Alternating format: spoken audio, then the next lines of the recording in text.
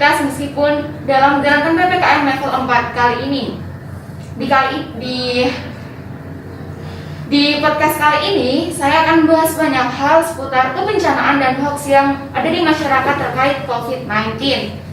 By the way, kali ini saya kedatangan tamu istimewa dari Kepala Bidang 3, Bapak Abel. Selamat pagi Bapak. Selamat pagi, salam tangguh. Bagaimana kabarnya Bapak? Ya, kabarnya baik, sehat selalu. Oke, mungkin warga Semarang udah penasaran nih hal apa yang akan kita bicarakan hari ini. Sebelumnya, Bapak Abel ini merupakan Kepala Bidang 3 Rehabilitasi dan Rekonstruksi di BPBD Kota Semarang. Sebelumnya mohon bisa diceritakan terlebih dahulu Bapak terkait bidang 3 di BPBD Kota Semarang. Iya, baik, terima kasih. Sedikit gambaran nanti. Rehabilitasi dan rekonstruksi adalah membangun kembali menjadi lebih baik. Dan kita melakukan approach pendekatan kepada masyarakat. Bagaimana masyarakat selalu tangguh terhadap bencana.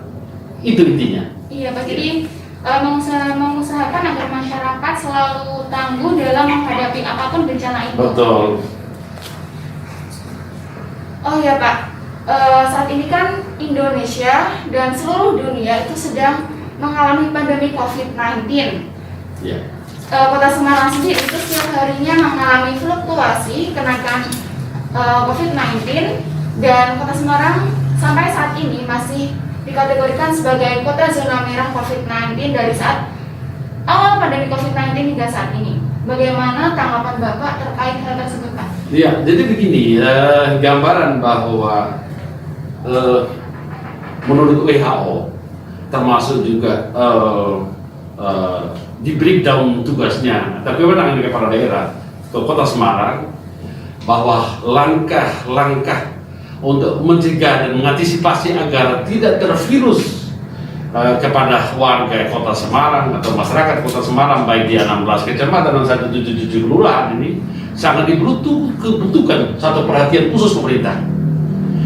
Melalui kepemimpinan Bapak Wali Kota dan Ibu Wakil Wali Kota telah menjabarkan apa yang merupakan rujukan dari Perpres kepada daerah ini adalah mengharapkan supaya ada semacam sebuah regulasi nyata, ya, diciptakanlah beberapa perwal, baik dari perwal yang pertama, yang kedua, sampai dengan sekarang yang ketiga ini, dengan harapan supaya ada penurunan tingkat masyarakat yang berdampak kepada COVID ini, sehingga masyarakat merasa hidupnya nyaman, ya, tidak bergejolak, tidak terjangkit wabah ini, sehingga pemerintah mengeluarkan dasar perwal ini agar masyarakat mau tidak mau, suka dan tidak suka, itu harus bisa membangun dirinya sendiri sebagai warga yang sehat, karena warga yang sehat akan berdampak positif kepada seluruh akses dan sektor-sektor yang lainnya. Kira-kira begitu. Berarti memang dari pemerintah memang harus mengeluarkan kebijakan dan masyarakat juga harus menaati dan melaksanakan apa yang diperintahkan oleh pemerintah gitu ya Pak? Ya, kira-kira begitu, karena kita tahu bahwa pemerintah juga mengharapkan dan menghimbau agar masyarakat itu bisa menyadari bahwa terkait dengan virus corona ini kan masyarakat wajib vaksin, ya. Vaksin inilah kenapa harus vaksin? Karena tujuan dari vaksin ini adalah bagaimana menciptakan kekebalan kelompok height-nya masyarakat untuk tahan terhadap imunnya, ya, tahan terhadap imunnya dan bisa meningkatkan imunnya, sehingga masyarakat bisa katakan bahwa derajat kesehatannya akan meningkat dan imunnya akan meningkat bersamaan dengan aktivitas-aktivitas lain juga harus bisa sesuaikan dengan pemerintah. Kira-kira begitu.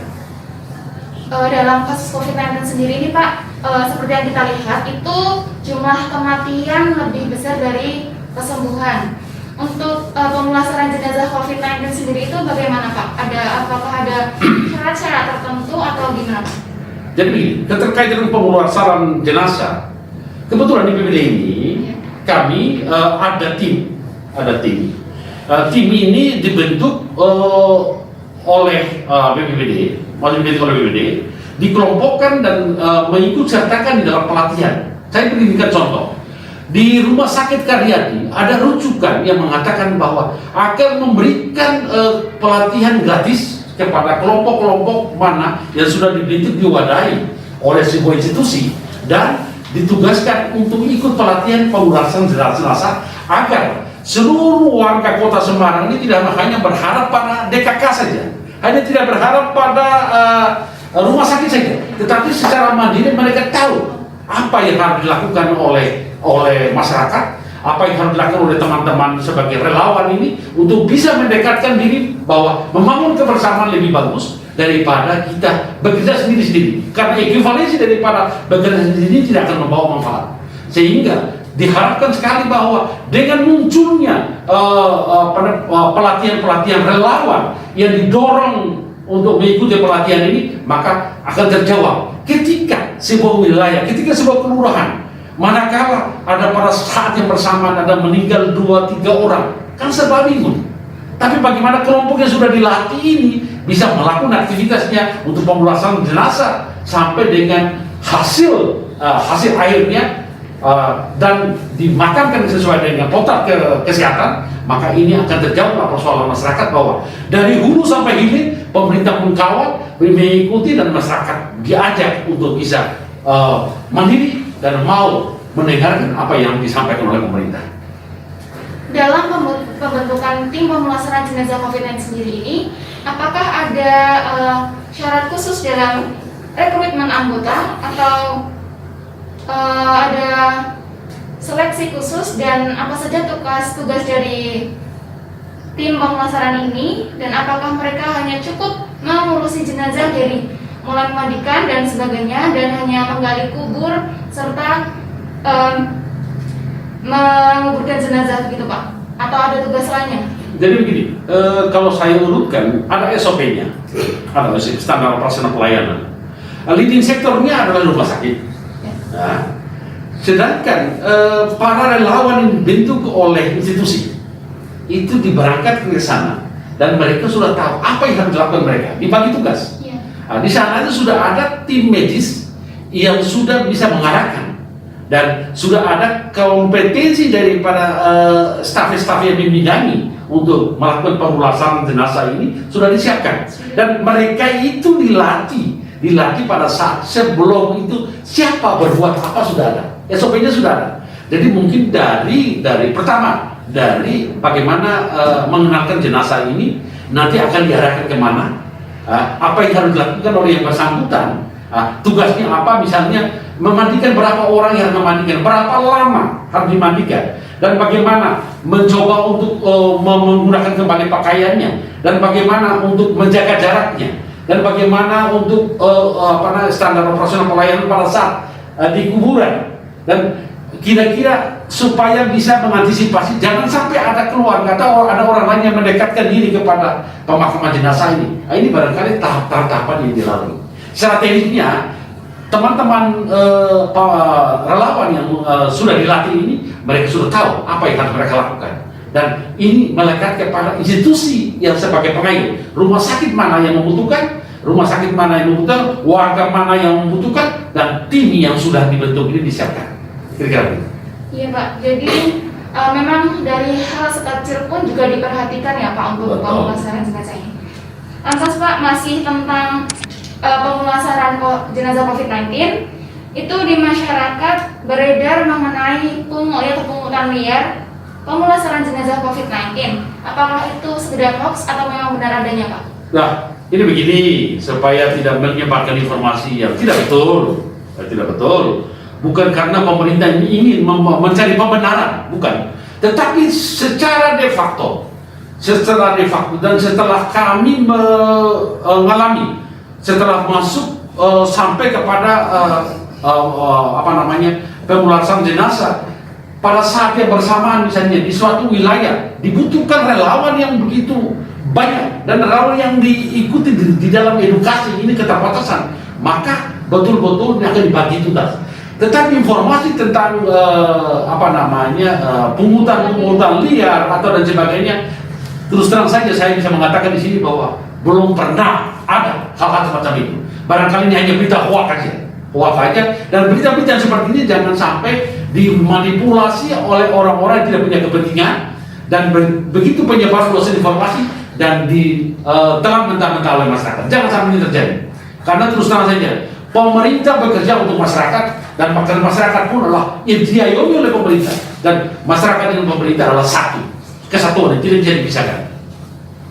Kalau di Semarang nih Pak, itu sempat ada artikel itu saya baca bahwa terdapat tarif pemulasaran jenazah dari 8 juta hingga 16 juta. Itu gimana Pak?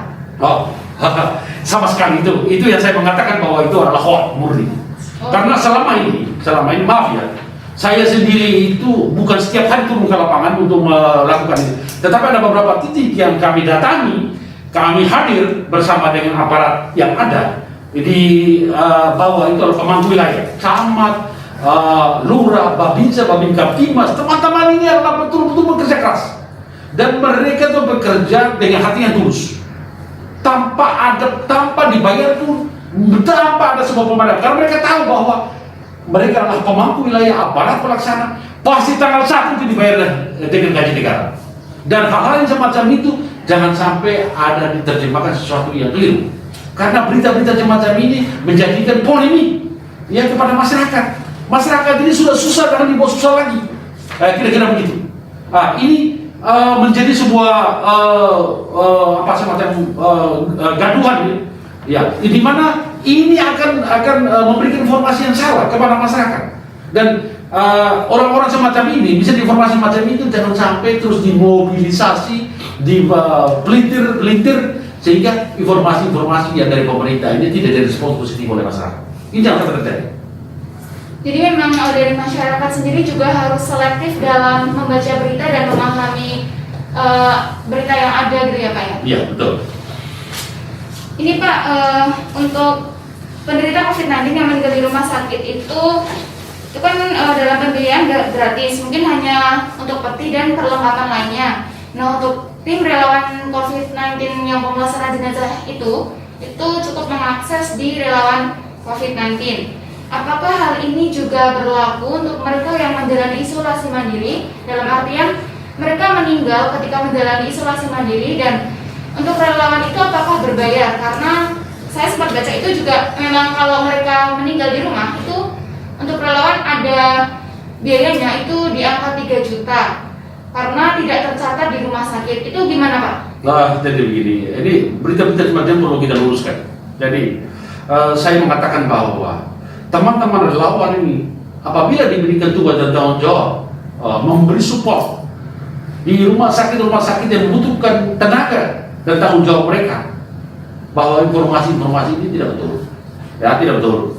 Karena terus terang ada teman-teman kita di sini yang selama ini justru malah mengeluh sama saya, mengeluhnya begini, kok ada informasi yang keliru di tengah masyarakat bahwa kami ini berada di sana seolah-olah dibayar, ya. Padahal tidak ada, zero. Nah, karena kami kepanggilan hati nurani sebagai relawan adalah mengabdikan sepenuhnya. Di mana masyarakat membutuhkan kami hadir, di mana pemerintah membutuhkan kami hadir, tetapi jangan bicara bayar-membayar. Itu tidak dibenarkan.